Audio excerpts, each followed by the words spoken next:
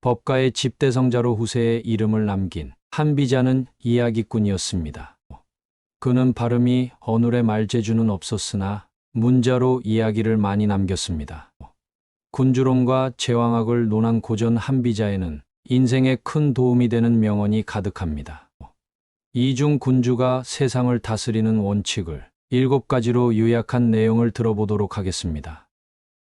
첫째, 마음속 키높이 구두를 버려야 한다.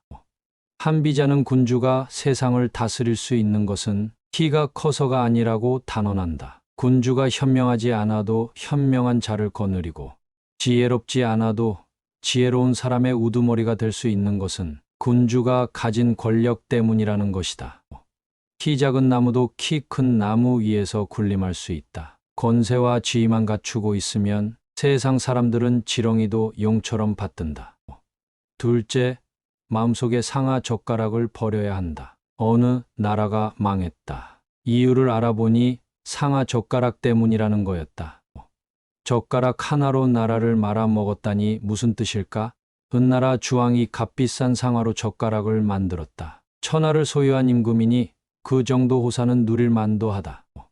하지만 이 소식을 들은 기자의 얼굴이 굳어졌다. 상하 젓가락으로 식사를 하면 푸성기 따위의 허술한 음식을 먹을 수 없으니 반드시 산해진미를 찾게 될 것이요. 산해진미를 질그릇이나 옹기에 담을 수는 없으니 금 쟁반이나 옷그릇이 필요할 것이다. 금 쟁반 옷그릇을 사용하는 사람이 꾀죄죄한 옷을 입을 수는 없으니 비단 옷을 입을 테고 비단 옷을 입은 사람이 누추한 집에서 살 수는 없으니 고대광실 우리의리한 집을 찾게 될 것이다. 고대광실을 탐내는 왕에게 지금의 궁궐이 성에 찰리 없으니 반드시 새로운 궁궐을 짓고 싶어 할 테고 그러면 엄청난 인력이 동원되어야 하고 세금도 더 걷어야 한다. 왕의 사치를 위해 백성을 쥐어짠 나라들이 어떤 종말을 맞았는지는 물어보나만 하다. 과연 기자의 예상대로 주왕은 타락의 길로 치닫다가 멸망했다. 셋째, 어진 것과 어리석은 것은 다르다. 정나라에 진수와 유수라는 큰 개천이 있었다. 그런데 개천에 다리가 없어 오가는 사람들이 늘 바짓단을 걷고 맨발로 건너다녔다. 어느 날 재상인 자산이 이곳을 지나가다가 그 광경을 보고 이를 딱히 여겨 자기 수레에 사람들을 태워 강을 건너게 해주었다. 하지만 맹자는 이에 대해 진정으로 백성을 생각하는 정치가라면 수레에 태워줄 일이 아니라 다리를 놔주어야 한다는 평가를 내렸다. 한비자도 만일 왕이 온 백성이 굶주린다고 해서 손수 쌀가마니를 메고 가난한 집에 가져다 준다면 이는 미담이 될 수 없다고 지적했다. 비록 사치를 한다 해도 백성을 위해 다리를 놓아줄 줄 아는 것이 진짜 정치라는 것이다. 넷째, 오직 한 목소리만 들리는 것을 피하는 것이다. 왕의 눈과 귀가 가려져 있으면 한 목소리만 들리고 왕이 거기에 휘둘리기 시작하면 나라의 미래는 벼랑 끝이라 했다. 하급의 군주는 주위에서 그렇다 하면 그런 줄로만 안다. 하지만 상급의 군주는 주위에서 일제히 그렇다 하면 뭔가 수상하다는 사실을 안다. 칭찬만 하는 사람도 조심해야 한다. 하지만 칭찬만 들으려 하거나 칭찬하는 말만 들리는 사람도 위험하다. 비난만 하거나 비난만 들리는 사람도 마찬가지다. 다섯째, 형벌에는 신분과 귀천의 차이가 없어야 한다. 고관대작 중에는 온갖 불법과 편법을 저질러 나라를 어지럽히는 경우가 많다.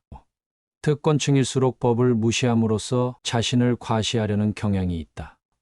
한비자는 중대한 범죄는 늘 존귀한 대신들에 의해 저질러졌지만 법은 언제나 비천한 사람들만 처벌한다. 그래서 백성들은 더욱 절망하고 억울해한다고 말했다. 여섯째, 눈에 보이지 않는 칼이 더 무서운 법이다.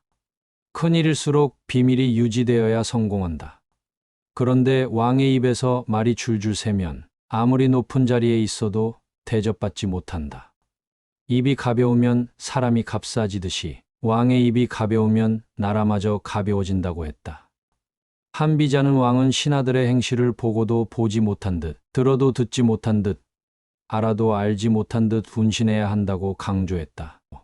군주는 귀가 있어도 감추고 입이 있어도 닫아야 한다는 뜻으로 왕이 함부로 본심을 드러내면 반드시 우환이 따른다는 경고다. 일곱째, 만족할 줄 모르는 것보다 더 큰 재앙은 없다. 한비자는 영원히 강한 나라도 없고 영원히 약한 나라도 없다고 말했다. 이 당연한 말이 천하의 명언이 되어 두고두고 전해진다는 것은 권력자들의 어리석음을 반증해 주는 것이다. 정상에 오르는 것뿐 아니라 하상까지 무사히 마쳐야 성공한 권력이라고 평가받을 수 있다. 이상 한비자의 제왕학을 통해 군주의 성공 철학을 들어보았습니다. 우리나라 정치인들도 한비자의 철학을 공부하고 또 공부해야 할 것입니다.